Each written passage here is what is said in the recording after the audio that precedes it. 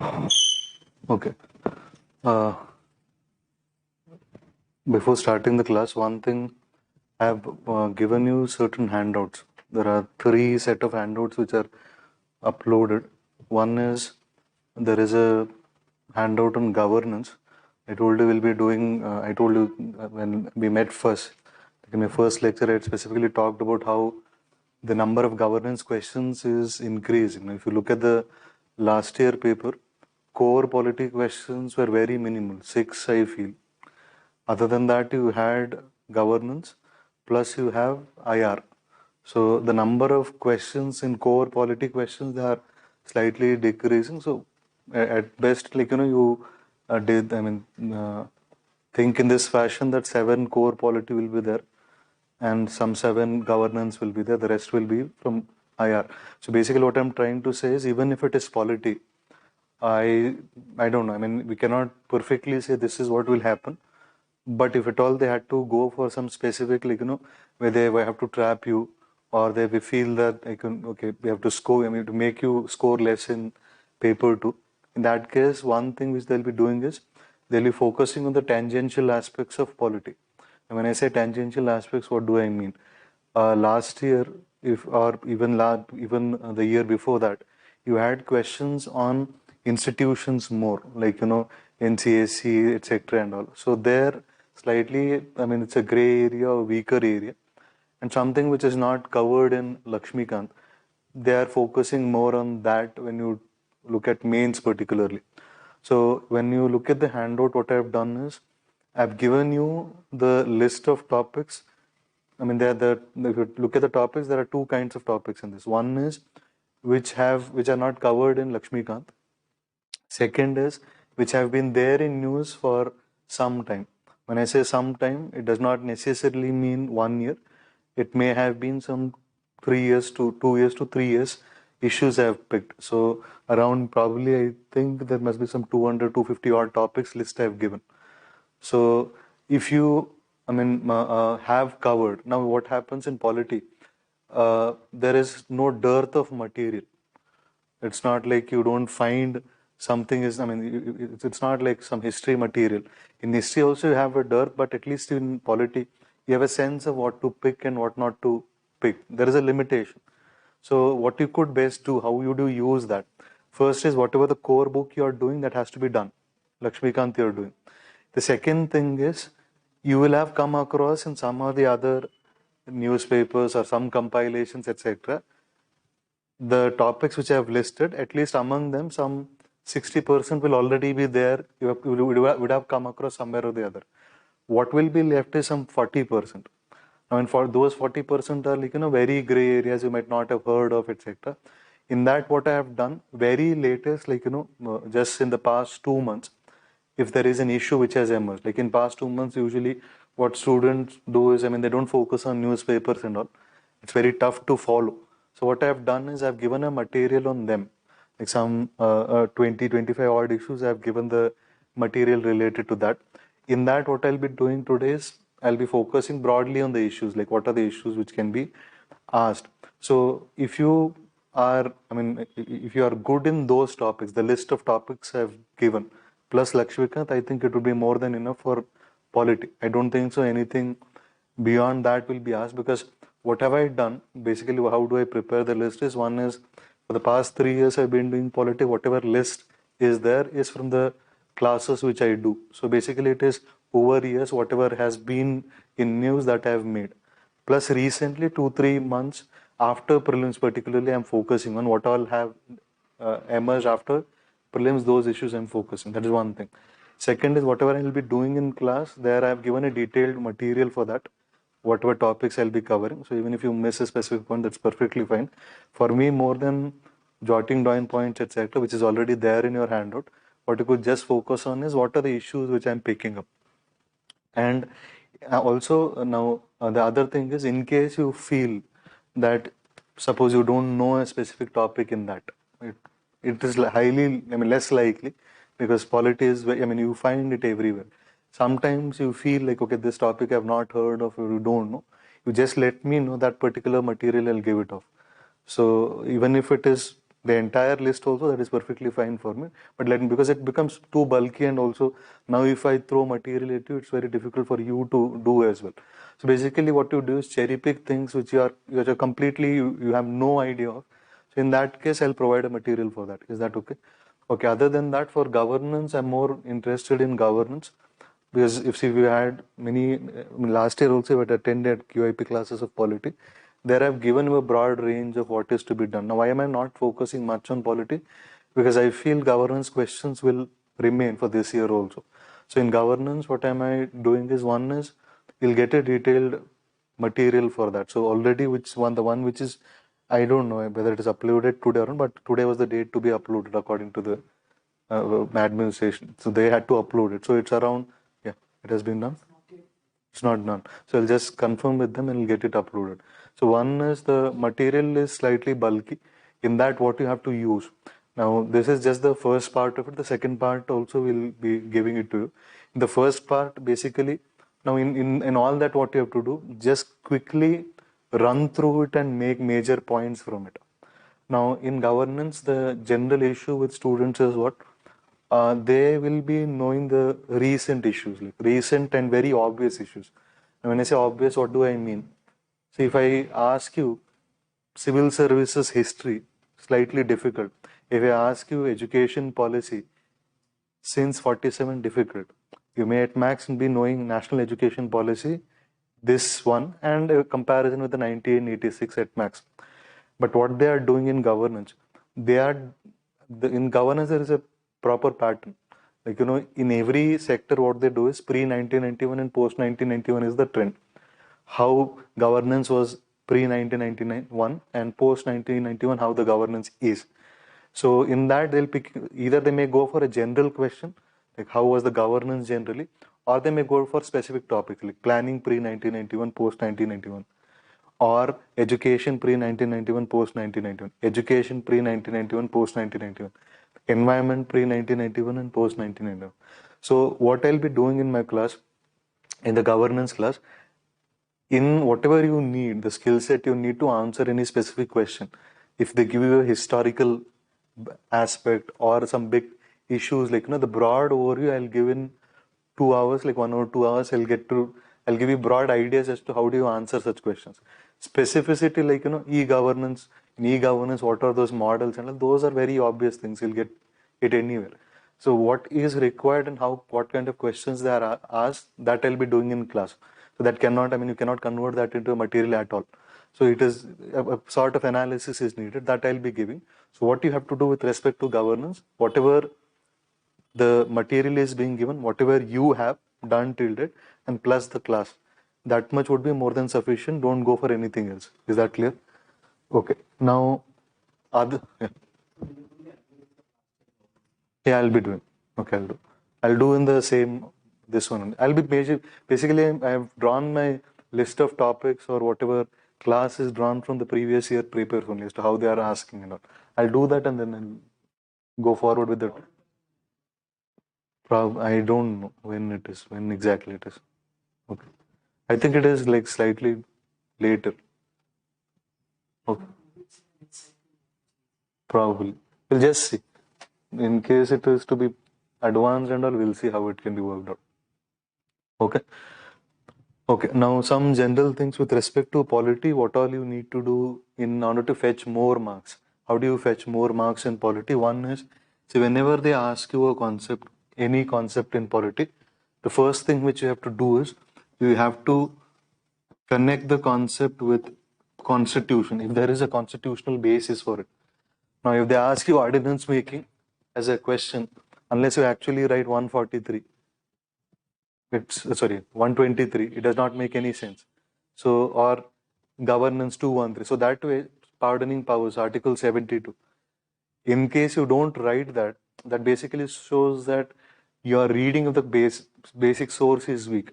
So first is, if there is any issue, link it with the constitution. If there is no constitutional basis, there will be some legal basis for it.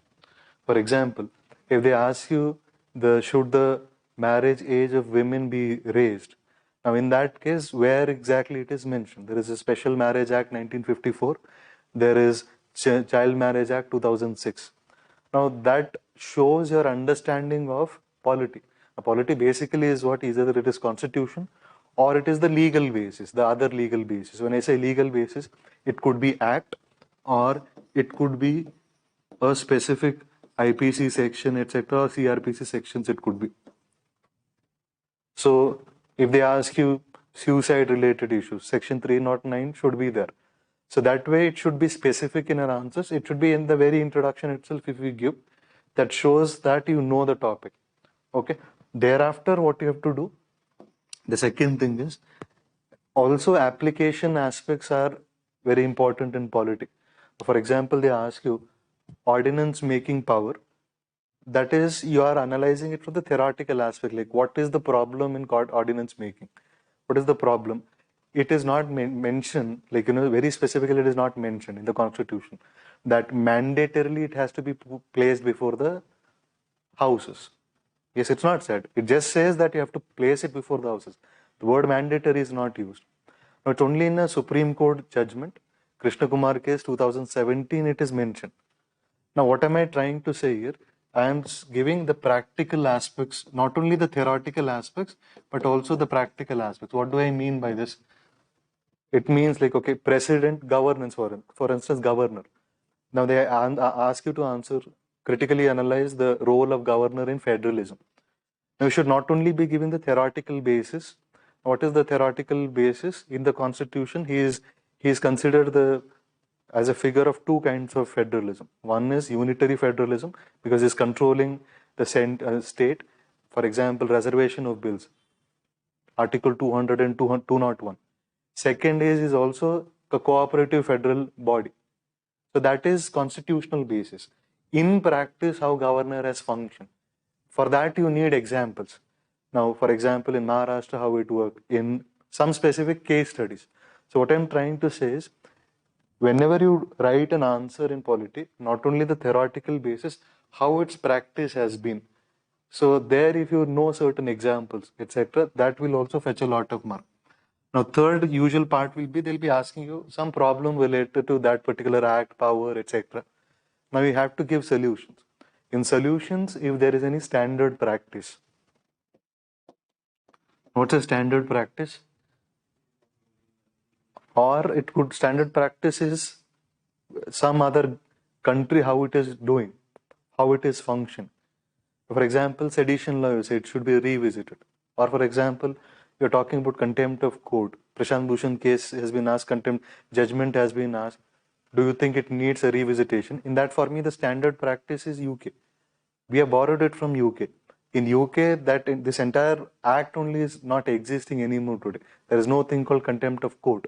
And the words have been made very specific there.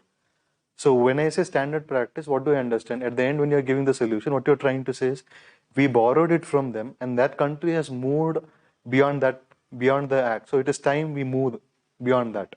So that way, if there is a standard practice for anything outside the country, you can give the standard practice. You may not get it every time, but wherever you get it, try to put it so that it is helpful. For example, if they ask you parliamentary system in India and improvements in parliamentary system. Now, without UK, the system is incomplete, without giving the standard practice in UK. Now, in UK, leader of opposition gets, how does it work? Why there is a strong opposition? First is there is a shadow cabinet. Second is they fix the agenda also. Opposition gets 20 days out of every session to fix the agenda. Now, this is this is one good practice which can be followed. So where opposition is strong. So that way, there are certain practices world over which will help you analyze as to why, or which will help you to give a very strong answer. Yeah.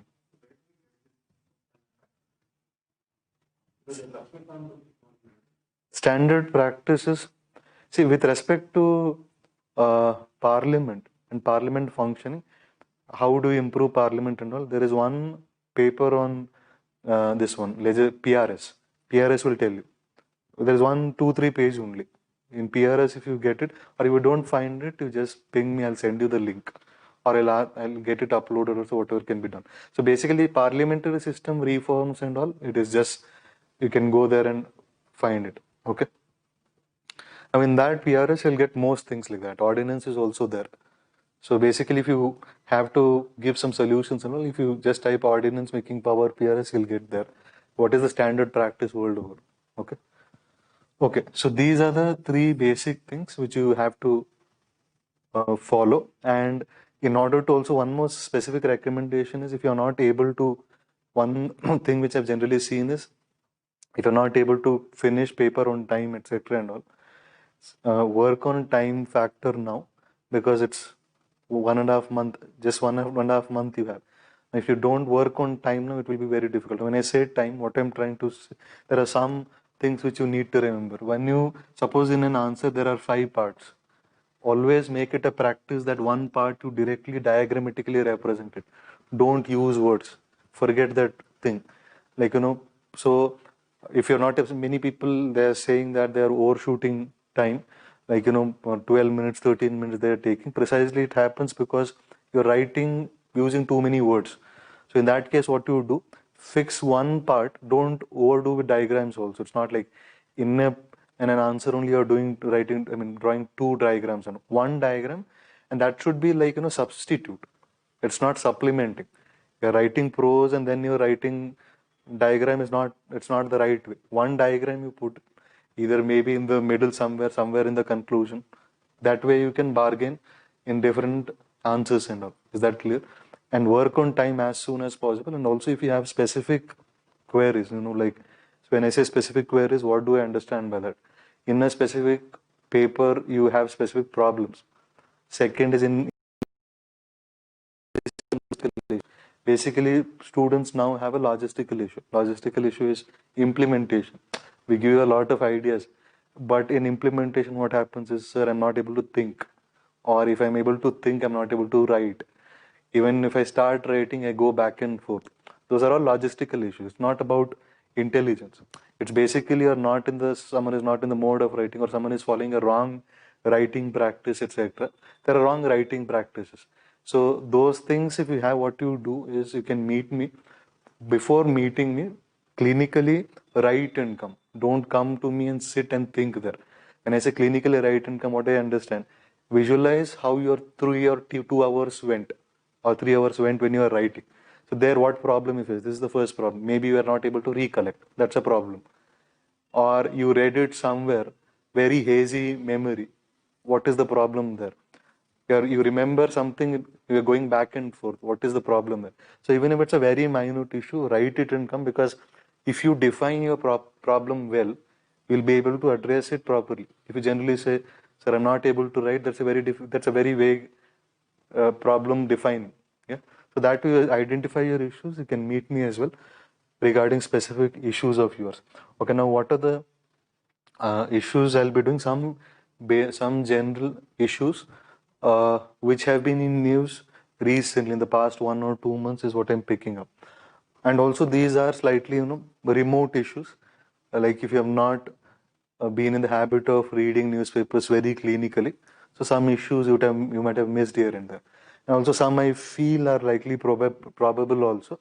So that's why I'm doing this. One is official language issue.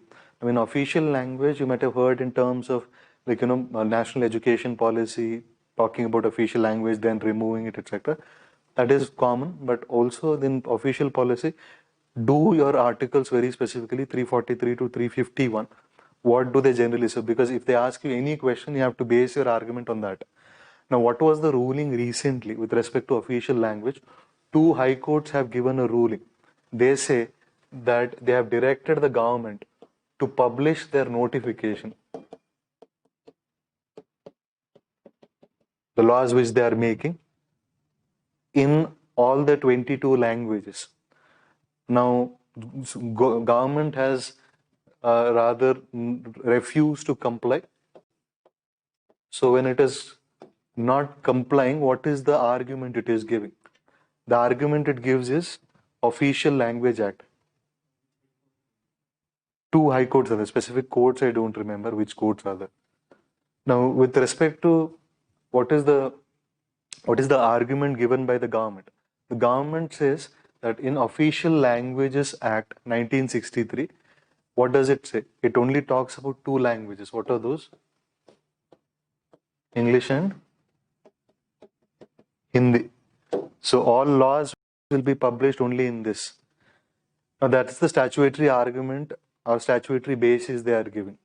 Now in this context, how do you argue, or what is your argument, or what is your stand? First is, when you talk of High Court ruling is beyond this one, precisely because High Court or judiciary is given the power to interpret. Okay, so this is primary.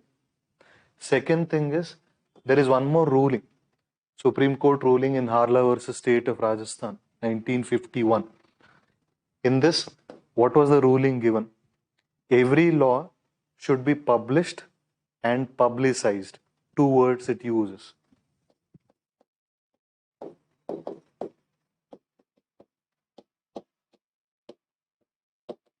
When you say publish or publicize, what does it mean? Why do you have to publicize a law? Because if you have to comply with the law, unless you know the law, how do you comply with the law?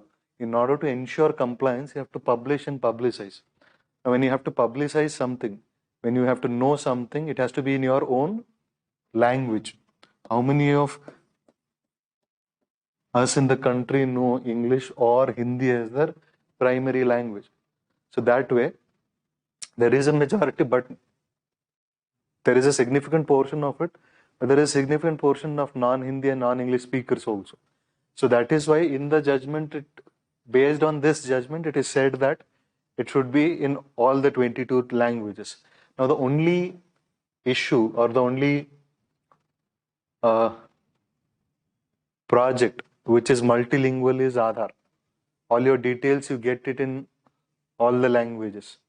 So what are we trying to argue? First argument is High Court is the interpreter of the law. Second argument which we are giving is Harla versus State of Rajasthan. Third argument which we are giving is there is a precedent. It is not like we are doing a new thing. Suddenly out of the blue, we are not giving a new idea. There is a precedent set already for it. That is, Aadhaar is already there. And more importantly, when you talk about federalism or federal working and all, a good federal model is European Union. European Union works, any particular publication of it is in all the languages. So you can talk about something called an inclusive federalism needs an inclusive language policy. An inclusive federalism needs an inclusive language policy.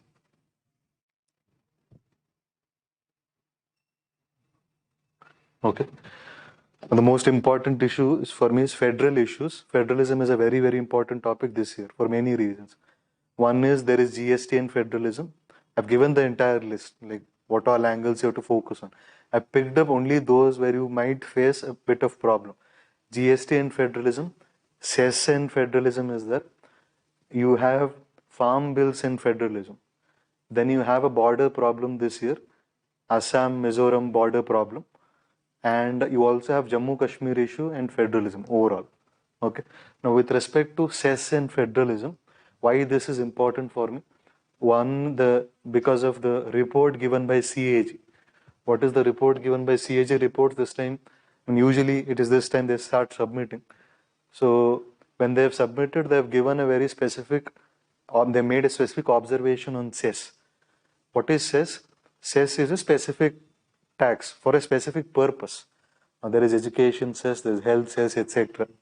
So basically, it's a targeted taxation for a specific purpose. Now, whenever you are raising cess, you are not making it part of CFI, Consolidated Fund of India. It is to be put in a separate fund under public accounts. Why it is to be a separate fund? Because it is targeted. It has to be used only for a specific purpose. The purpose is also specific. In order to ensure this, that it is used for the purpose for which it was intended to, this kind of an arrangement is made. Now why, if you look at the constitutional basis for it, it is 271. Yes? So under 270 and 271 are the two articles which you should remember for the argumentation purpose. Now 271 is basically 268 to 293 is your fiscal federalism provisions. Fiscal federalism is a very important topic this year. Generally, what is fiscal federalism and how it affects? GST and cess are part of this, 268 to 293. So in 271, this is the provides the constitutional basis. Okay. Now, what is the problem with cess? What has CAG highlight? First is the increasing number. Today there are around 35 cess, not around proper 35. And when you look at the fund is not being transferred. Okay. So it was around 2.4 lakh, around only 1.64 lakh of fund has been transferred. Okay. Now, what is the problem with this? How does it affect federalism and what are the federal provisions it is affecting? The first thing is constitutionally it is violating this particular article 271. It is against the principle underlined in the constitution. Second is, what is the principle of cess? Cess is meant for targeted, it is targeted intervention. Now, what has been done when it is not being constituted into a separate fund, it is used to manage deficit. If it is introduced, it is put as the part of budget, CFI. When it's put as part of the overall budget, it is to cover their fiscal deficits of the government. Okay, so it is violating the principle of fiscal federalism overall. Now, what they have not transferred. Yes, specific fund has not been constituted. They have just collected the tax and they have kept it. In certain funds they have transferred, certain things they have not transferred. Why they have been doing, there is a specific purpose for that. One is they want to show lesser deficit. You know the condition of economy today. Second thing is, cess is not a shareable pool. So this is the next article. Article 270 is a shareable pool, divisible pool. Wherein it is related to your Article 280, Finance Commission. A Finance Commission, it recommends on the sharing of taxes. On what taxes? It is the taxes of 270, which are mentioned in 270. So 271 is out of the ambit of 270. What is the problem the center is facing today? First it was 32%. Now it has increased to 42% sharing. That's called alternative scheme of devolution, ASD. So more and more money is going to state. So this is what we call as stronger fiscal federalism. Why it is stronger fiscal federalism? Precisely because the responsibilities of the states are more than why do you do it's called IGT, intergovernmental transfers. Why do you do intergovernmental transfers? One of the basic purposes of IGT is the functions and responsibilities of the state are more, whereas their capacity for taxation is less. Not only capacity, the pool of taxation is less for them. Now, when I say they have more functions, how do I prove that? One is they have to implement state list. They have to implement concurrent also, because concurrent implementation is with the state only. So as a result, IGT is made part of fiscal federalism in India, and the IGT is specifically 270. This is the base. Now, in this, Finance Commission recommends. Now, what they have been doing, first what they did, they brought GST. Okay. Now with GST, what happened? The pool which was there, that shrunk already. So in that place, what they said, we'll give you compensation for certain number of years. And what they did is increase the number of cess. 35 it is. So what will happen now? This is decreasing and more items are being brought under cess. So overall the effect is what? You are causing a violation of fiscal federalism. That cannot be done. So cess has a specific mandate to it. It should be only for a specific purpose. Now if everything becomes a purpose, if every item is being brought, then what is targeted then? It becomes separate budgeting, separate line in itself. Is that clear? Not only this, if you are bringing more and more numbers in this, it is violation of GST principle. What did GST say? GST is basically one country, one taxation. Now, if there are 35 cesses, then what is the purpose of one country, one taxation, etc.? So it is basically somewhere or the other violating, in all forms, it is violating the principle of cooperative federalism and also fiscal federalism. And basically it is indirectly going against the recommendations of Finance Commission, because 42% in effect has a output also, right? It's not like when they say 42%, they have a share in their mind, Finance Commission, when it is giving. So then, okay, this much crore is coming, these many crores have to go. Now, when you are taking away the money from them and putting it in this one, the cess, the entire pool is shrinking. So you are curtailing their authority through that fashion. Is that clear? So these are the problems of cess. Probability is that they might combine it with GST. So first GST, what are the problems with GST, institutional aspects, and also recent compensation, how it was denied, whether it was a valid thing, etc. and all. They might combine it with cess and ask like what are the problems or fiscal federal issues in cess. Is that clear? This is basically, it's important because CAG gave a report on this. Okay. Government's taking account of these steps. Like on one hand, like it is giving the devolution 42%, and on the other hand, it is restricting the. Yes, yes. So on one hand, no, that 42% is also not government thing. I mean, yeah, I mean you can say it government precisely because Finance Commission only has recommendatory power. Government has to approve it. On one hand, you are saying 42%, but the other hand, you are taking away.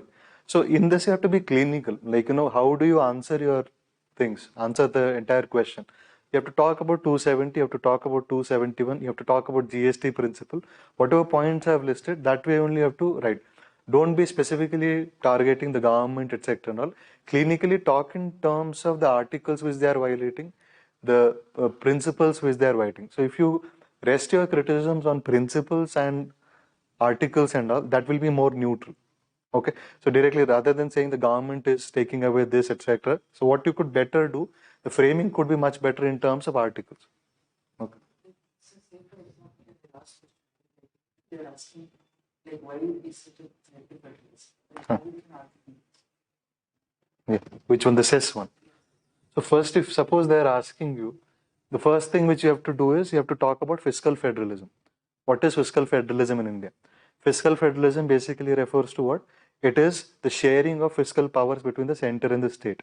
This is given under 268 and between 268 and 293. What is fiscal federalism principle in India? First is there is a sharing of taxation powers, and in case the state needs money, that there is a IGT provision, intergovernmental transfer provision. Why is IGT made? 1-2 points you have to give. Why intergovernmental transfers are made? Now, cess as a violation of federalism, put the heading and give all these points. First, increasing number, how it is taking away the money from the main things. Second is no transfer, how it is not for a specific purpose. Article 270 and 271, because when you increase 270, how it is cut short. So this way you have to give major 5 points. Is that clear? You're calculating 42% devolution to the state.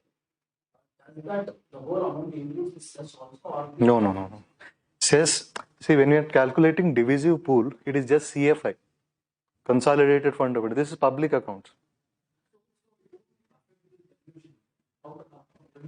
No. What I'm trying to say is, one is it's not affecting devolution. You're bringing more and more items there. So an item from, suppose earlier something was in the divisible pool, that you are putting in cess. That's how you are cutting.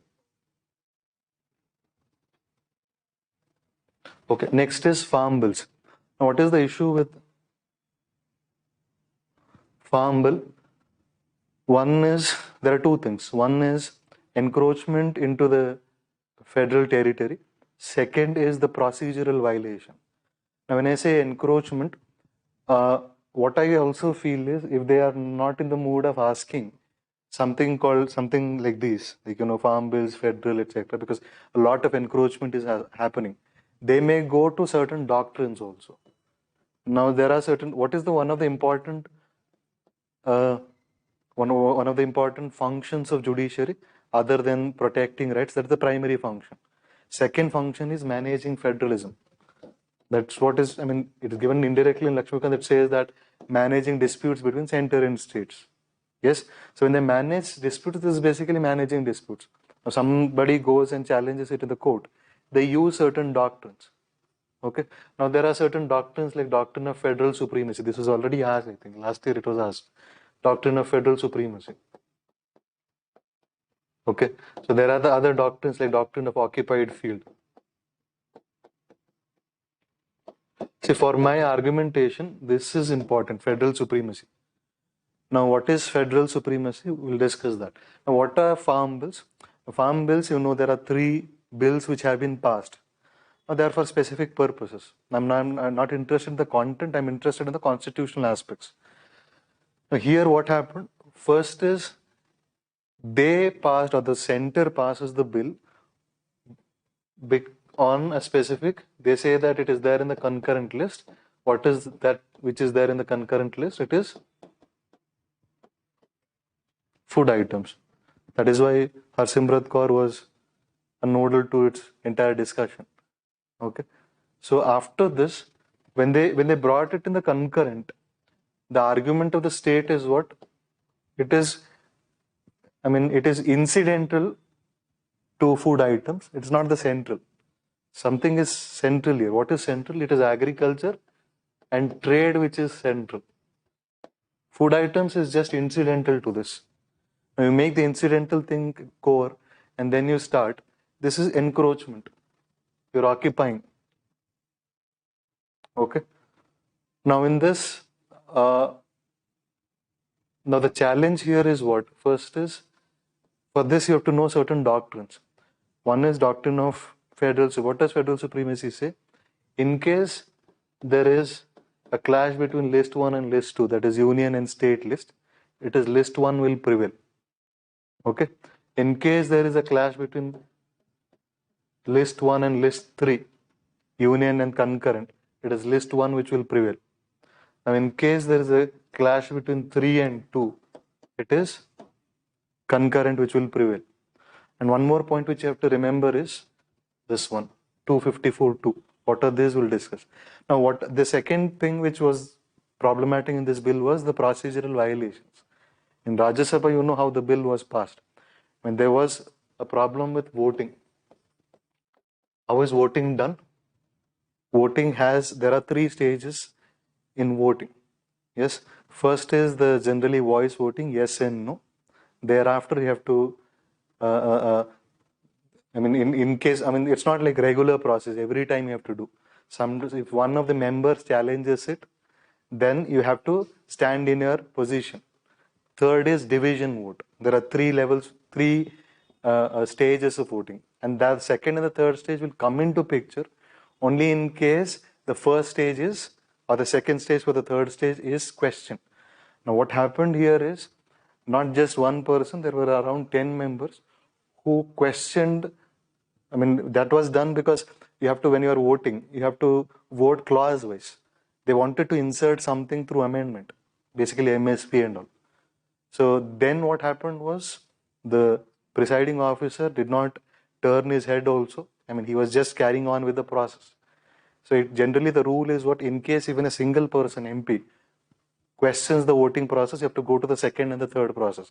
Now, why the third process is important for me, the third one, division vote, that is a recorded one, automatic vote recorder, records your votes. Now, it remains as a precedent, and annals of history, it gets recorded.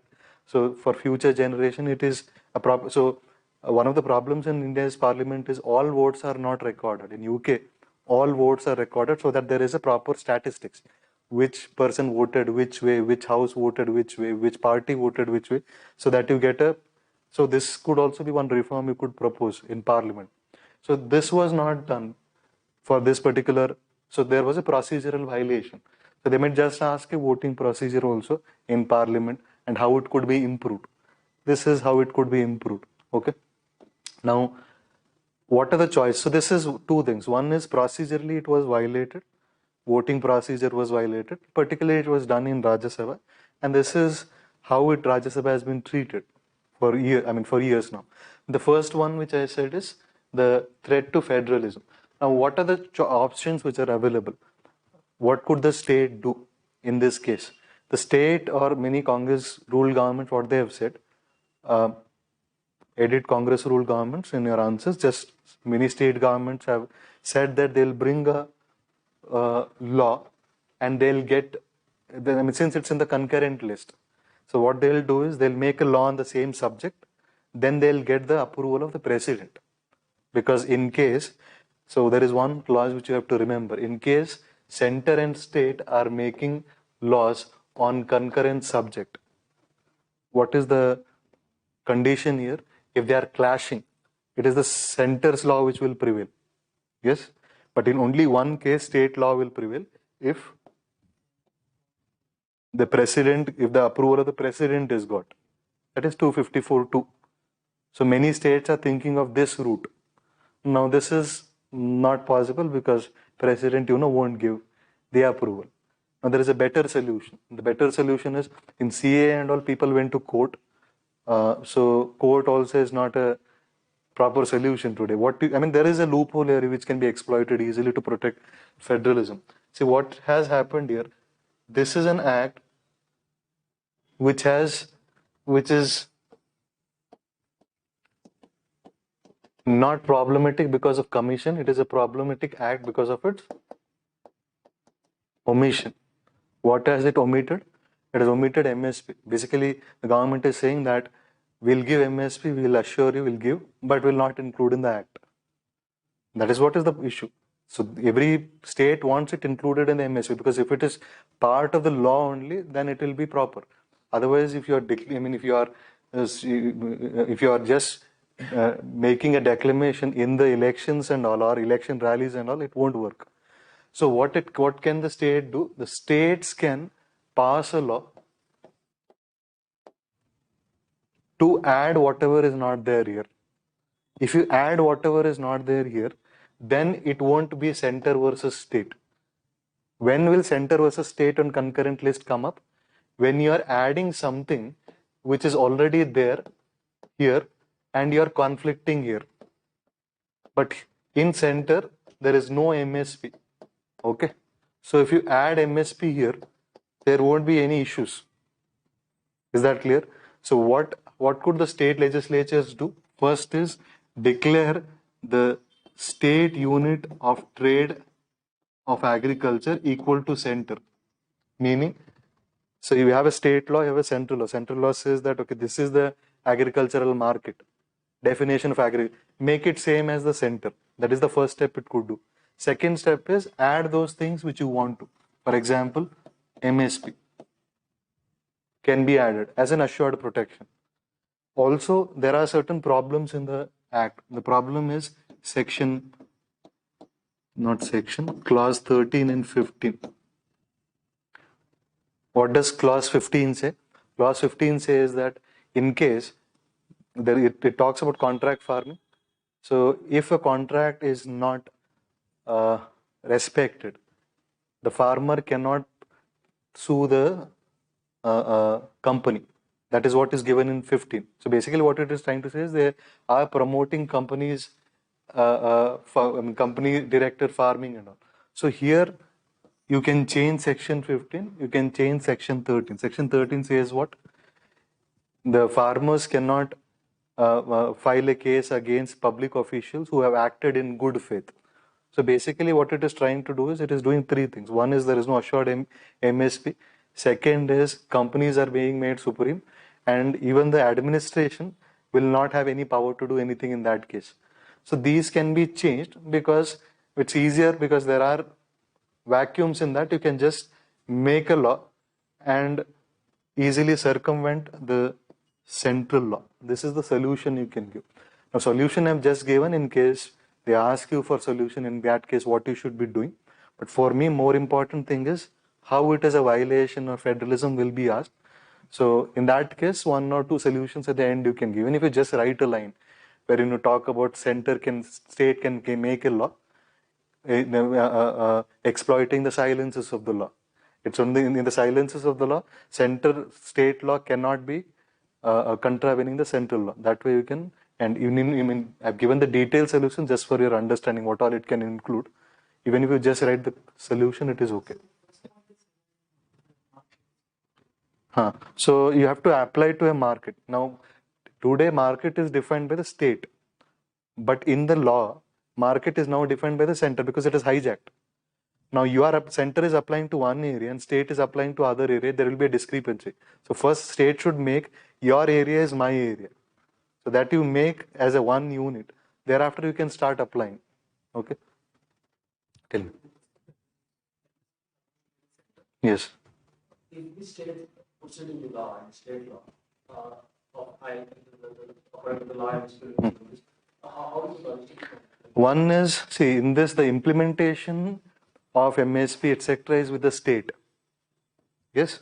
So there, in the act, they can make a proper structure for enforcement of MSP. You cannot make the change in the law, like central law. Like if they tomorrow go back on MSP, it is very difficult. First thing, if it goes also, you have a law, a standing law to at least go to the court and talk about it. So here your case will be stronger. Is that clear? Because usually what does court do? Court does not intervene in those cases where there is no law.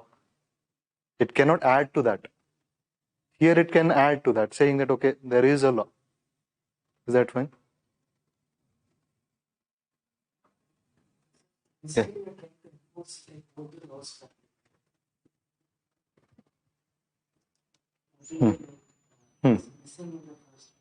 Will be applied by the state because application anyway is with the state only. Next is alimony guidelines. Supreme Court has given a ruling recently, issues related to women. If you look at the handout which I've given some 10 issues on women which have been in news. One of the prominent issues is this. Other than that, copper scenery rights anyway we have done in this one. So you have triple talaq, you have Sabrimala temple entry, permanent commission of women, etc. for women in army and all. So this is the recent one. Just a few days ago it has come. Now alimony particularly refers, what does it refer to? It's maintenance. After divorce, if, based on the idea of patriarchy, man gives maintenance to women. No. But at least until the reform occurs, we have to make do with the present system. Now a moment comes wherein patriarchy is reversed. Then I think the system will change then. But as of now, the family system is running that fashion only. So whenever social regeneration happens, accordingly the law will also change. Okay. So in this case, now if you look at the basis for it, there is section 125 of. You also have section 125 is there. Where else you have maintenance? Domestic violence you have. And you also have in, of course, when you have it in marriage, it will be there in Special Marriage Act.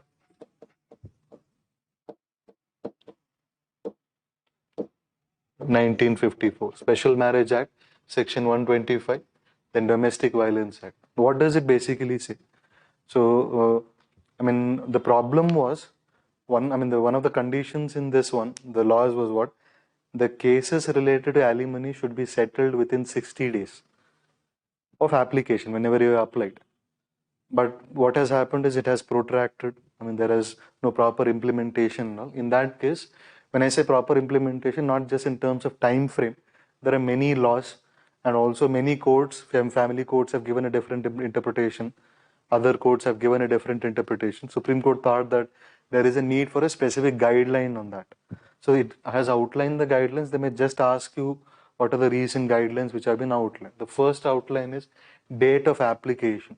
So what it says is maintenance will be, it will account for the time from the time you have applied, from the time of application. Okay, it will start from that date itself. Now this, it's not like it is not there. It is being reinforced and being made very specific now. Okay. Second is, say, while accounting the expenses or counting the alimony, there the expenses of children also will be taken into account. Okay, that is the second observation it makes. Third is permanent alimony. What is permanent alimony? Here it slightly says that permanent alimony is basically rest of life.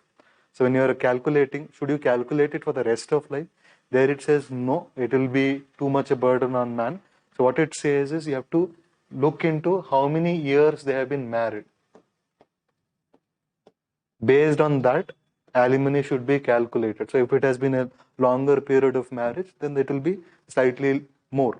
So that way it is not talking about a permanent alimony, it is talking about the time frame for which they have been married. Okay.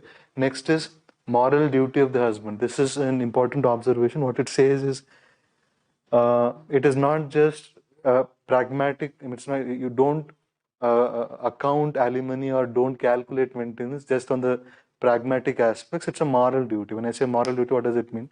Suppose the husband does not have much money, but the person has education qualifications and is capable of earning, or there is a future possibility of earning. In that case, he has a moral duty. So basically what you're trying to say is, in accounting, these things will be looked into.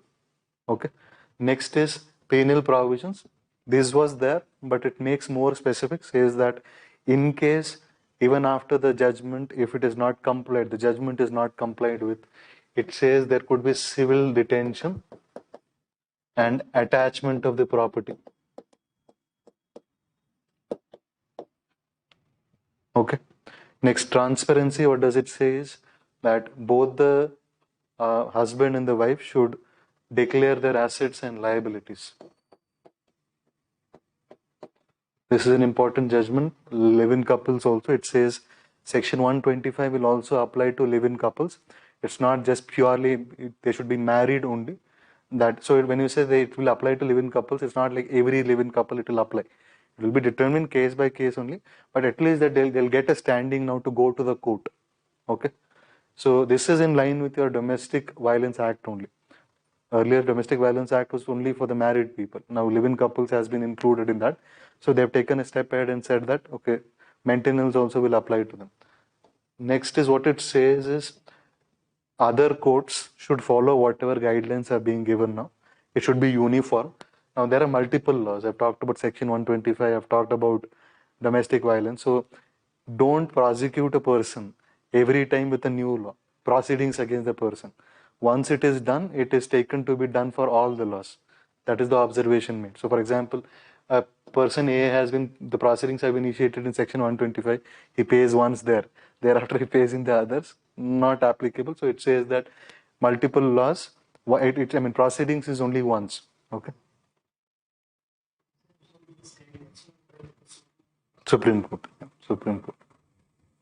Just get the case, know which case it is, because they may ask you the case also. Sometimes they just give the case also. Next is marriage age. Marriage age, this was, at the independence speech, Prime Minister said that the marriage age should be raised. Consequently, there was also a committee, Ministry of Women and Child Development Committee, under which a committee was established. The chairman of the committee was Jaya Jaitley. The committee has been established. What does it say? It says that what is the mandate of the committee, the terms of reference of the committee, that a link should be established between age of marriage and health. When I say age of marriage and health, what does it mean? If you raise the bar, if you raise the age of marriage, will it lead to a positive effect on health? When I say health, MMR, IMR, etc. Now, why this idea came? Because Food Policy Research Institute, it said that it has brought out a report. It said that there was a positive multiplier effect with increase in age. What it said is a woman who is married in the age of 25, the health of the child is much better. There is a stunted growth in women who have married early. So that observation has brought this debate. Now, how good or how argument for it, again, should we raise it, etc. or not? Now, where is it written that you should be married or a woman marries at 18 and a man should marry after 21 only. That is given under Special Marriage Act. This act is important, a lot in news. 19, what is this? Huh? Yes. What is that? We'll discuss. I'm discussing it in detail. In conversion and all, we'll discuss. So, Special Marriage Act 1954 says that it fixes the age of marriage. And also, there is one more act. I mean, if you have heard about it, India Majority Act. India Majority Act only says that when are you a major? 1897. It does not talk about age of marriage. That age of majority is different from marriage age. Okay, and also this is for general. Now, in case many specific laws are also there. Hindu Marriages Act 1954 is there. That also specifically prescribes an act. Islam also has its own. So those are also there, but it is general. This one, how it is general and what it is exactly, we'll discuss.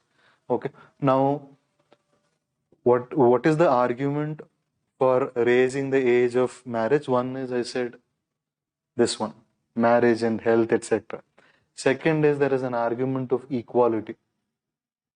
Now, the argument of equality is, if why man has to marry, man has to be the more aged one, why it is so.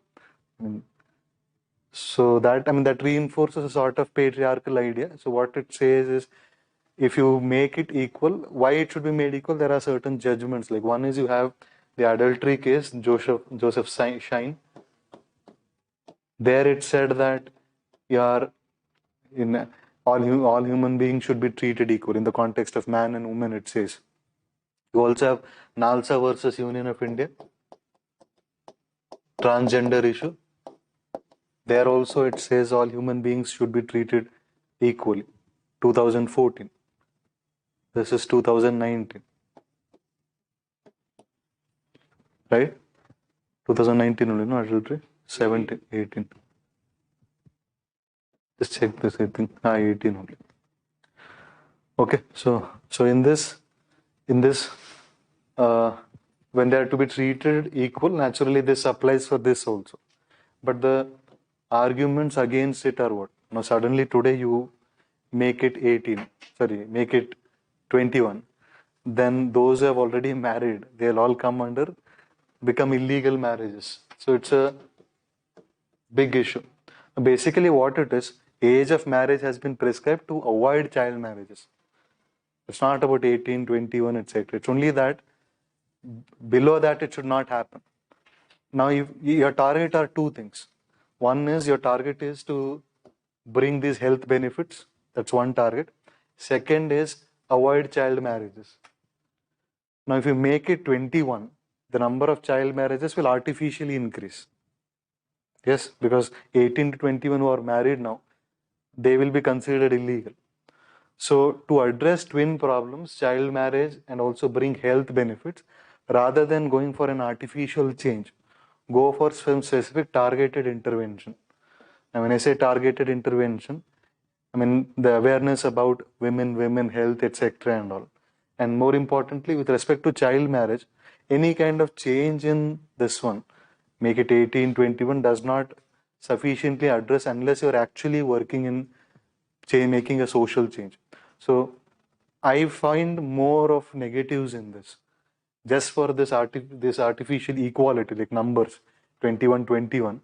In searching for that, you are going for, you'll be facing many disadvantages. So rather than that, keep it same and make a targeted intervention. So how it would be, it is just like your compulsory voting thing. Rather than fixing a compulsory voting and asking people to come and vote, here, rather than artificially increasing the age of marriage of women, bring a social change wherein women marry late. Opportunities in terms of education, etc. If you provide them, why would anyone marry at 18? Is that clear? So that way, that would be a much better way. And once a progressive change occurs, thereafter you could go for legal change. Otherwise, there will be many administrative hassles as of now.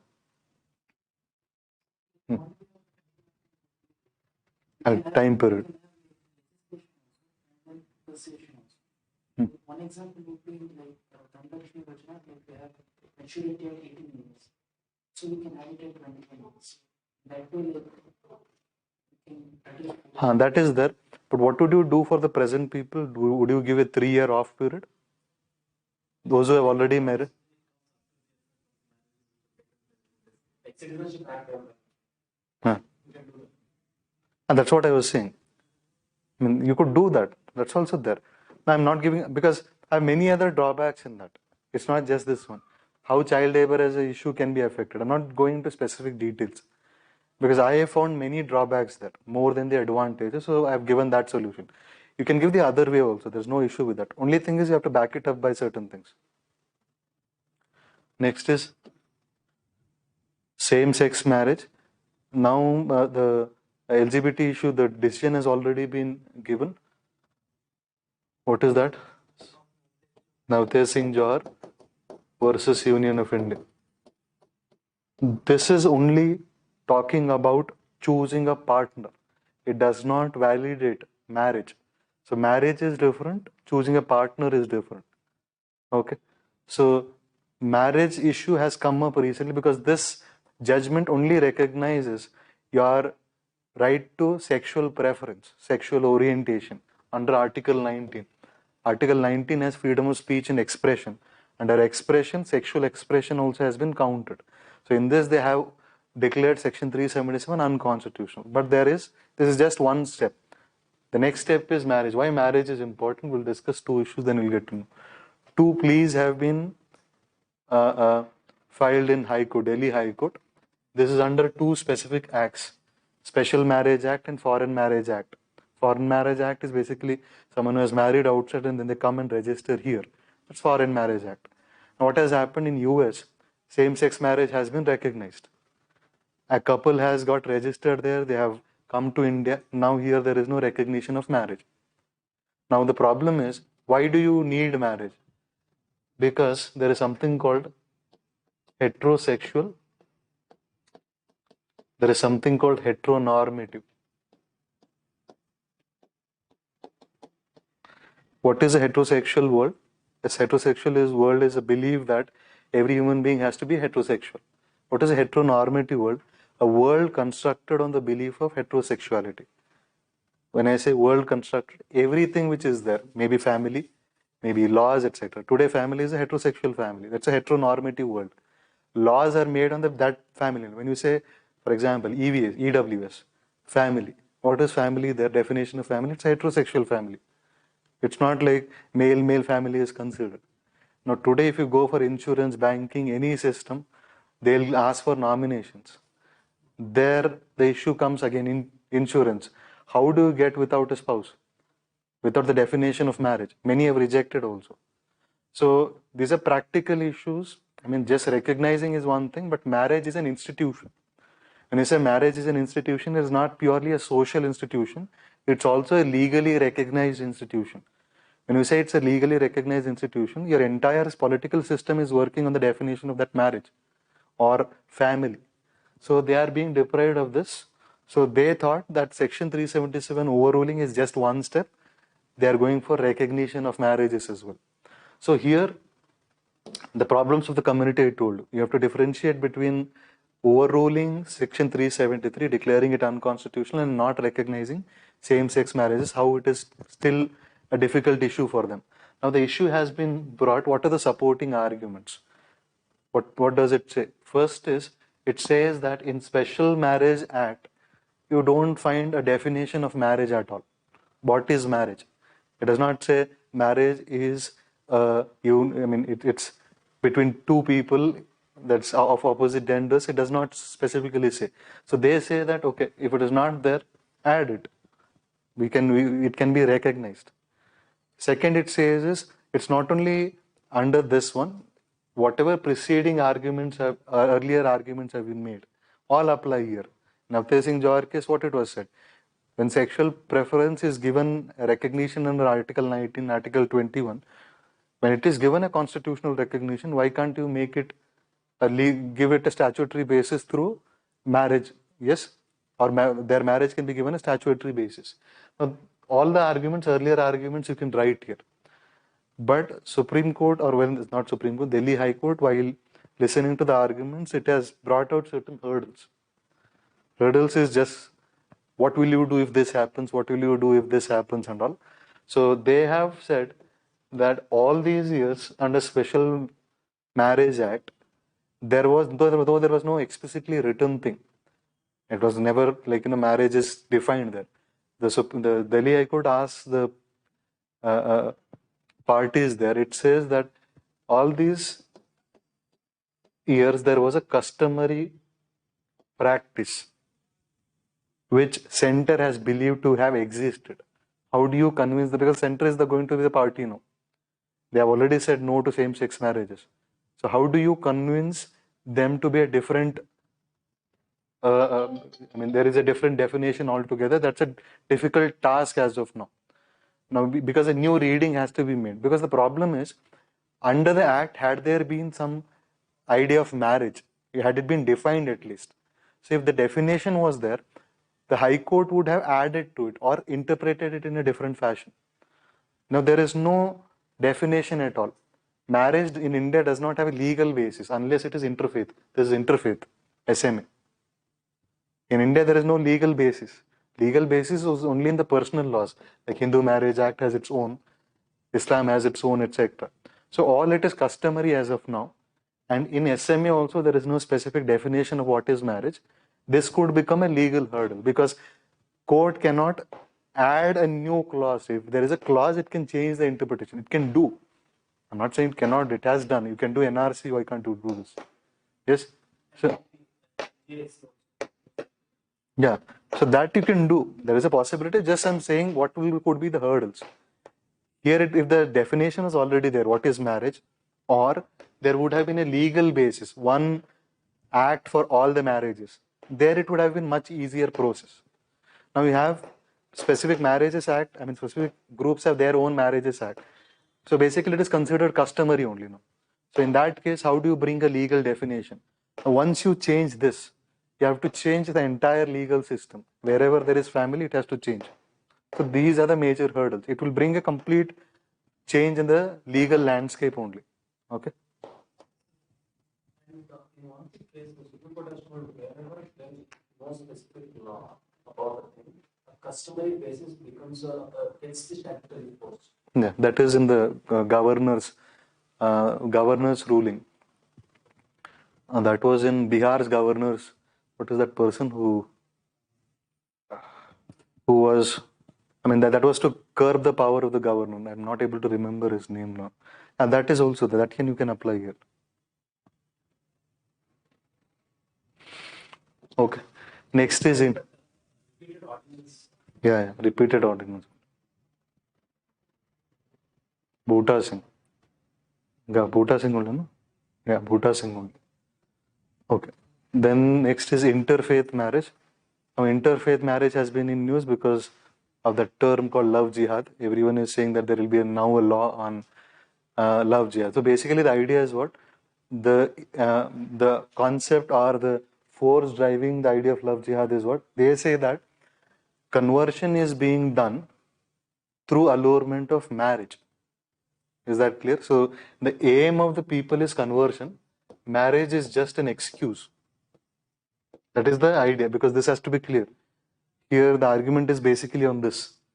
So you're marrying people just because you want to convert. So here what they say is marriage is an allurement. It's an inducement. Okay. Now how do you answer this question of interfaith marriage and how it is working in India today? What is the difference between interfaith and intercaste? Interfaith is religion specifically. But when you talk of interfaith, when I'm using the word here, it is everything. It's intercaste, it is inter-religion, everything. Because Special Marriages Act is talking about all these things. Special Marriage Act is what? Okay, we'll discuss what is special. When you talk about marriage today, every particular community has its own personal laws. Yes? So there is a Hindu, if there is a marriage between Hindu and Hindu, then there is a Hindu Marriage Act. If there is a Muslim, then there is their own system. So there is no legal basis, but there is a own procedure. Now, even if you talk about legal or no legal basis, what I'm trying to say here, it's a personal law. It's their own governance system. It's not like one uniform system. Okay. No, that is because we have consolidated it long back. In Muslims, we have not consolidated. That is the issue of UCC. That has not been consolidated. Hindu Marriages Act came because of 1954, 1955 under Hindu Code Bill was there. So there the codification happened to a certain extent. When I say certain extent, I'm mindful because many of what exactly happened there, I wouldn't even call proper uniform civil code, because whatever was there in religion, that has been given a legal basis. It's not like suddenly a fundamental change has occurred. It is just giving legal recognition to customary laws. For example, coercionary rights is nothing but Hindu Code Bill only. What was there in Mitakshara school was given a legal basis. It's only now that you have changed. So what was there in Mitakshara rule or school? It said that there is, woman is not a coercionary initially. And they changed it in 2005, making her a coercionary. So what I'm trying to say is, when you say it's a legal recognition, it is basically what is de facto there is being made de jure. There is no fundamental change, but it's a progressive one at least. Now, in what I'm trying to say is, if there is a marriage within the community, then there is no issue. Now, what will happen if there is an interfaith marriage? Hindu marrying a Muslim or any kind of permutation combination. What will govern, who will govern what? So in this case, usually the case was what? Either one of them should convert, and according to that religion in which they are converted, in which he or she is converted to, the marriage would happen. But there was a need to give a secular identity to marriage, to promote interfaith marriages, to protect them, etc. Special Marriage Act was passed, 1954. Special Marriage Act is basically promoting interfaith marriages. It is basically giving you a legal basis for your marriage, for your registration marriages, etc. This is that, the entire procedure. How do you do it? Suppose there is a party, party A, party B. Okay. Now, two different faiths, and they want to register their marriage under the Special Marriage Act. Either of the parties can give a notice or a notification to the marriage officer in the district. Now, which district? This in which the residents, they have to be residing there at least 30 days prior to the application. In any district they can do, either of them. So once they give the notification, what does this marriage officer do? He will publish it. When I say publish, he will put it on the public notice in the office. In prominent places, he will publish this and this person, these parties are marrying. Now this is basically for 30 days. It is in public notice, so that if there is some objection, then the objections can be raised. Now suppose one of the parties or anybody has an objection, they'll raise it. Thereafter, the marriage officer will consider it, and then he'll look at the issue and give a judgment, solemnize. If he wants, he'll solemnize it. So that way, this is the procedure. Now the problem with this is, when you're publishing it here, what is privacy in this? You're publishing and you're saying, okay, these people are getting married. Second thing is, choice slightly gets curved here. And 30 days is a big gap. The moment you publish it, 30 days, where is the bride, where is the groom? There are many things in this. There is family there who might be opposed. There are extra legal institutions which are working these days. It could be groups from both sides, both the faiths, who are taking law into their hands. Now, entire issue of love jihad comes into this only. So there is one, the Hindu extremist groups are wanting to stop the marriage for whatever reason it is. Or there could be the other side also. But the problem today is related to this. That's why the love jihad issue, that is why I brought this one. Okay, now what is the other method? Second method is, in case this is the problematic method, slightly you give 30 days, then you're done. Now what they usually do is, rather than going through all this process, convert one and go for the, so conversion is easier. Yes? Because in Hinduism, conversion is not a big procedure at all. There's no procedure at all. In Islam and Christianity, there is a procedure. So procedure can be done. Once you get converted, according to personal, whatever they follow, their customary laws they follow, according to that, marriage can happen. Is that clear? So usually, then the marriage is not solemnized legally. you have to marry, you have to legally get it recognize. No, either you have to do it in the personal laws or you have to do in the Special Marriage Act. How do you recognize legally? There's no other way. There are only these two acts. Either you register in the Hindu Marriages Act if you are a Hindu, or you get it procedurally done under the other personal laws.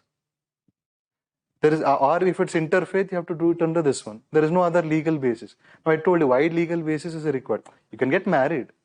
Why do you need to register? Getting married is not a big thing. Getting it legally done, because you have to show a certificate there. I told you why same-sex marriage, they want marriage to be recognized, because their entire political system runs on this. Is that clear? So you have to, second is you have to convert. Now people usually prefer this one because this is slightly I mean hassle-free, easier. Okay, now what has happened recently? Now the issue which has been brought up is that Hindu women are converting into Muslims and then getting married. So they say, many groups feel that, or many states are saying that they'll bring a law to curb this phenomenon called love jihad. Now, how they are doing it and what is the issue? Now, here, what are the things you should be knowing? One is you have to know Article 25, that right to convert is allowed only if it is through free will. In case it is not through a free will, it's through inducement, allurement, force, etc., it is not allowed. Now, what it says is, are there any present laws which are working? There are two states, one is Uttarakhand and the other is Himachal. They have a act called Freedom of Religion Act, where it says what? It does not allow, freedom of religion is nothing but anti-conversion laws. And they say that through allurement, inducement, etc. is not allowed, and any kind of conversion by marriage is not allowed. When they say by marriage, there is a specific chapter on that. What they say that if the conversion is for marriage, that is one point. That's what is the take on this, we'll discuss. If the marriage is purely for conversion purpose, this is not allowed. So it makes it clear, if the conversion is for marriage purpose, then that is fine. If the marriage is for conversion purpose, that is not allowed. So even if somebody says today that there are already precedents, there are already laws made where we can counter this, no. It has kept Article 25 intact. You can still convert for marriage. But marriage cannot be used as an allurement or inducement just for the conversion purpose. That point you have to remember. So whenever you are giving, suppose they ask you, generally, I mean, they won't ask you specific, like, love jihad, and they won't use the words. Neutrally, they'll be asking you anti-conversion laws in India, issues associated with anti-conversion laws, how anti-conversion laws affect your choice of marriage, etc. and all. So these are the things you should be knowing. Marriage as an institution generally. Second is specific acts related to that. Okay. Now, what are the at present anti-conversion laws related to marriage? There are many anti-conversion laws like that. Many states have, but only 2 states have with respect to marriage. For my argumentation, this much is enough. Okay, I've given it in detail in the handout. You can just see. Next is SC Atrocities Act. This you know already, like how anticipatory bail was not there. It was introduced, then it was introduced, then it was removed. Then it was upheld by the Supreme Court, and that's all fine. Till that you know the story. It's an old story. Okay. In the present story, what has happened? 2 judgments have been made. They could just ask you the recent judgment of Supreme Court on the word public view in SC Atrocities Act. First, it had said all crimes are not SC crimes. I mean, if a crime is committed against an SC, it cannot be directly brought under SC Atrocities Act. The crime has to be committed against an SC with the intention of caste as a motivation. caste as a factor. Now, if a person A belongs to SC group and you are insulting that person, and when you are doing it, you are not doing it just because that person is an SC, you are just doing it because it is A. So when it is A, you have personal enmity, then that nature of crime will not allow. So basically what it is doing is a small change. Earlier in the act, it was written that motivation or motive would not be accounted. In the act, it is written motive is not taken into account. Here it is taken now. That is the first change, motive of the act. Second change is public view. The act used for the first time, the word public view is drawn attention to. If you are committing a crime or insulting a person within the four walls of your home, and then there is no one to corroborate the evidence, in that case, it is not a public view. It has to happen in a public view. So a crime has to be committed not in the four walls. There should be an evidence for that. If it happens in the four walls, there should be some evidence for that. Evidence is one person should be there other than you, both parties. Is that clear? So these are the two major changes. Now you know the direction where it is going. SC/ST Atrocities Act, somehow they want it to attenuate or dilute because it is being misused and all. So it's in that direction only they are doing. Okay. So just the interpretation they might ask you, or the word public view might be asked in 10 marker, how it affects and all. Next is ruling on CAA protests. Now here CAA protests we have done already. I have discussed right to protest. I have discussed fundamental duties. Public property should not be damaged, etc. and all. I've given the proper list with respect to, see this year 100% there will be Article 19 question. 19.1a, 19.1b, 19.1c. 3 articles you do properly with exceptions. Particularly I feel this will be asked in an indirect fashion. Somehow or the other they'll be asking it. Now with respect to CAA protests, what are the major observations it is making? Okay. Now it is related to Article 19.1a and 19.1b. Okay. It says that first thing it is making an observation on the assembly. Now whatever the assembly had happened, that had happened in the time of pandemic, and there were also concerns that the road was being blocked, etc. and all. So what it gives, it says that the assembly had asked that an indeterminable number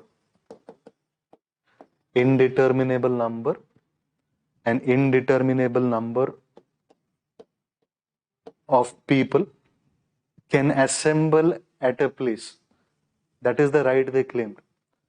But they say it cannot be an indeterminable number at any place. It will be only at a designated place. This is the word it uses. It will be only in the designated places protest will be held. So designated place is a reasonable, at least now it is a reasonable restriction now. So at that point, at those places only you have to do. Now, what does it say? It gives the right to administrations or the authority to administration. First it says is, in case any kind of protest, etc. are affecting the normal life, administration can take measures to vacate the place. Second is, it also gives power to the state. It says that state and UTs have the responsibilities of protecting public order, and they say that you don't require court permission. The problematic part, you don't need court permission to vacate the place. Okay, you need not wait for court orders is what it says.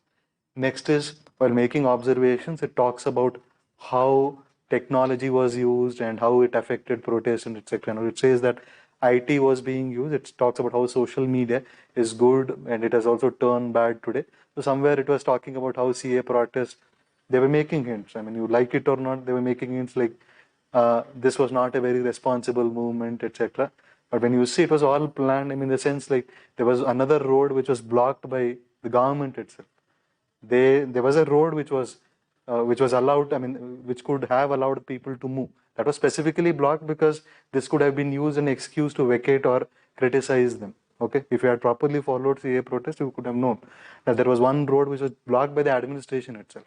Police was under the center then, now also. Okay, so in that, when it talks about technology, what does it say? social media has its negative this also. It says that social media has led to leaderless movements. Now, this can also be asked in society. What are new social movements or social movements and leaderless movements? That can also be a question. Yes. So it has turned leaderless, and it also says that women were major participation, and it was so patriarchal also. It says that the protest was hijacked, and it no longer remained that women-controlled movement. It was hijacked by some vested interest. So there it said, and women did not even know about that. So it says it. I mean, it says that women have no agency. They don't know how to understand, but in a very good language. You know how their language is, how they can play. They can twist here. They can talk about personal liberty when we talk. When Arnab comes there, they can twist it the other way also. That depends on the judiciary. So that way they use it very. They said that okay, there could be negative effects of it, and how the movement, though started on a good note, was hijacked by some others. It became a leaderless movement, difficult to control, etc. Next is dissent. It says, then it goes on to whatever it has said first and given powers, then it has to also speak in favor of the party also, right? Whoever have assembled, and they say dissent is the foundation of democracy. Dissent has to be protected. Now they say that dissent has been there since freedom struggle, that has been respected, and it will be respected. But remember, dissent is not a qualified right. Sorry, it's not an absolute right. It's a qualified right. It says that dissent has reasonable restrictions, and it goes on to give those reasonable restrictions which are mentioned in 19(1)(a). Okay, so these are the major. They could just ask you the judgment, impact, importance of the judgments. These are slightly problematic. See, a protest is a protest. You cannot say come there and protest. Anyway, administration. This is highly problematic. It says without court orders you can vacate. Then it is actually renouncing the constitution responsibility of the court. What is the basic responsibility of the court? Is to protect rights. Everything comes next. So it was reminded of constitutionalism only in the case of Arnab, protecting liberty. Otherwise, it is not reminded. Okay, I mean that is there. When you write it very neutrally. Don't take names. Write it in terms of laws only. Okay. So whenever you are arguing, suppose you are arguing, there you have to take the help of constitution. How constitution is fundamental, why Article 19 was given, what was the reason behind Article 19, and what is the real role of court. Don't say this court did this because of this government, nothing of that sort. Base your, so suppose you're criticizing, you always have to criticize through some laws, through some principles, or through some articles. Okay. Even when you tell that the ruling is very anti-protests. How do you put? So what you are saying is, rather than saying anti-protest, what you could say is the work of this judiciary to protect Article 19 seems to leave a lot to be desired. That way, put it very diplomatically. It should have taken strongly, rather than saying it did not do because of this, it did not do. I'm not interested in their intention. Their outcome is what? Their function is what? Constitution very clearly says, Article 19 is there, these are the restrictions. Now, if these are the restrictions, and if you give these many powers, what might happen, irrespective of which party, which government, which judiciary, what will be the problem is what you're writing clinically. It could be misused. Just that much. Who misuses, I'm not interested in that.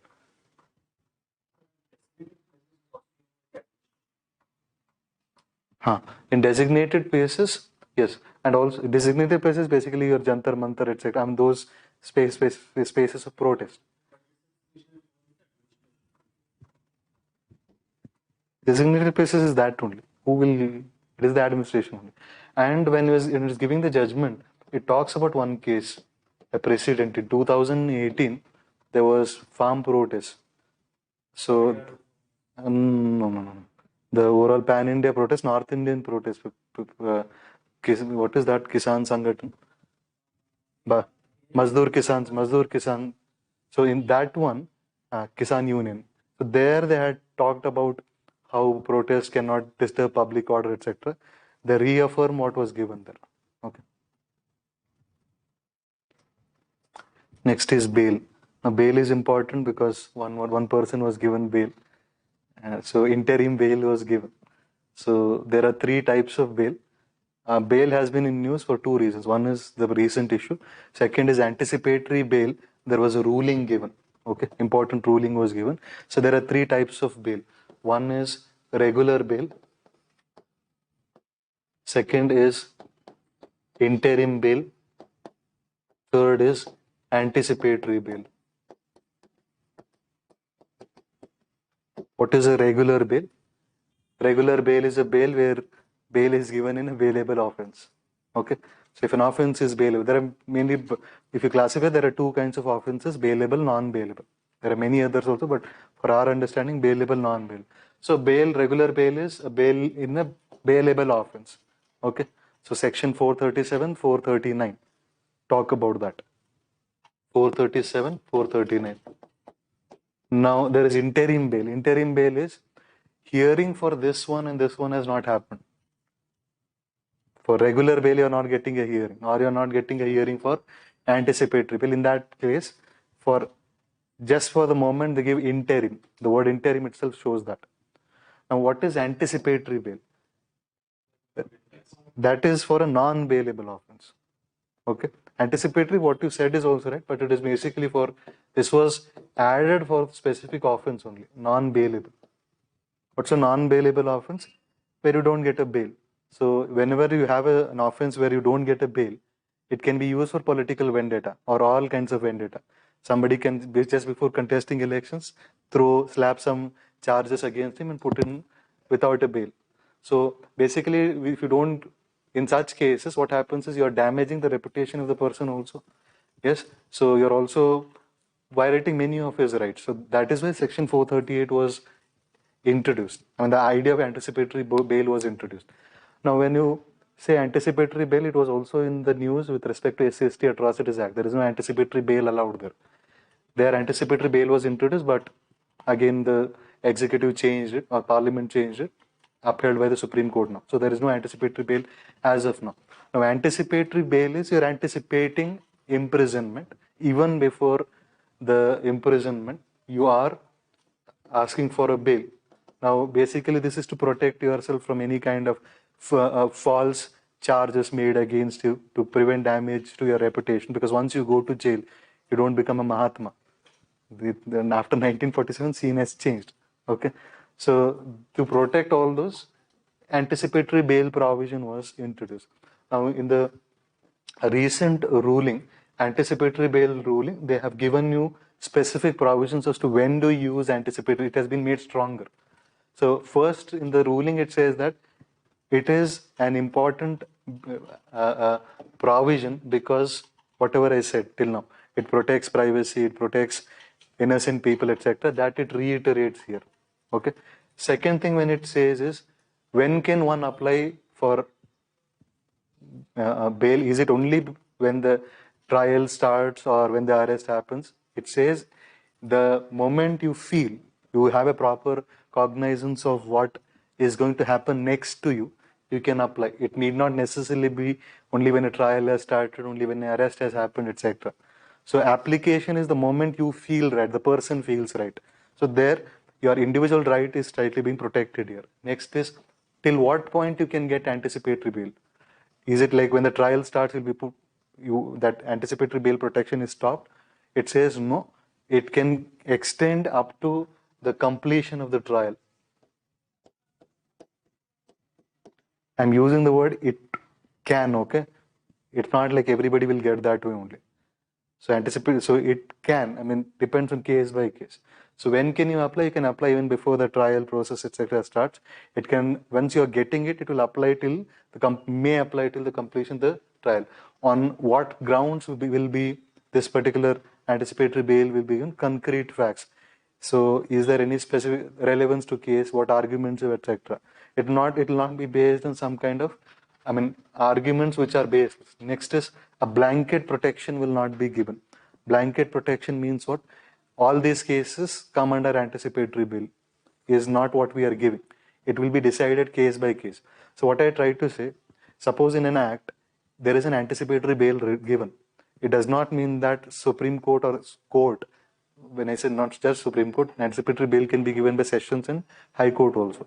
It's not like every court, so when something is written called anticipatory bail in an act, you get a guaranteed right to that. No, it is not that way. It will be determined case by case. So no blanket protection in any act. Is that clear? Only that when it is written and you may get an anticipatory bail, you get the locus standi to go for a court. Okay. Is that clear? These are the important judgments. Okay, 19, also remember it from the point of freedom of press, etc. When freedom of press, I've given it in the handout. What all things are there in media governance. I'll be taking up in governance. When I do governance, I told you I'll be giving you the format. In that, I'll be doing media governance also. Okay, overall, broadly, how do you cover that? Last one is section 309. Why this is important? I think more of this might be asked in society, lesser in politics, suicide and suicide attempts in India, and how now to give you a very strong basis, get figures from NCRB. In NCRB, National Crime Records Bureau, it comes out with a report. In that there is one section called accidental deaths. Now, accidental deaths will give you this figure.